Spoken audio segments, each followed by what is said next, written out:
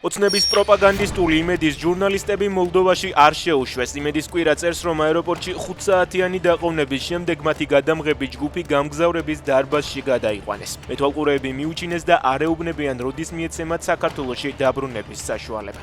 იმედის ცნობით, მათ თანამშრომლებს პასპორტები ჩამოართვეს და გადაადგილებად შეუზღუდეს.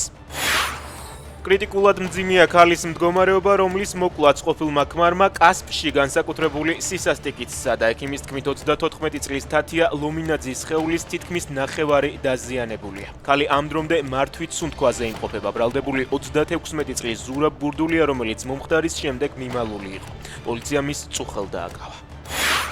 დაჭრა თბილისში ერთ-ერთ სკვერში დაწყებული სიტყვიერი შელაპარაკება 50 წლამდე კაცის დაჭრით დასრულდა. მომხდარზე წარსულში ნასამართლევი ორი პირი დააკავეს.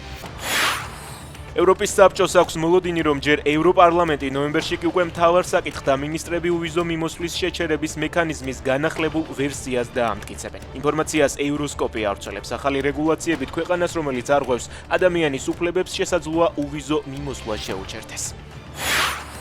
ოკუპანტების შეტევას ხერსონზე ერთი ადამიანი ემსხვერპლა. დაშავებულია 3 მოქალაქე. რუსების თავდასხმის შედეგად დაზიანდა სამარშრუტო მიკროავტობუსი და ადმინისტრაციული შენობა.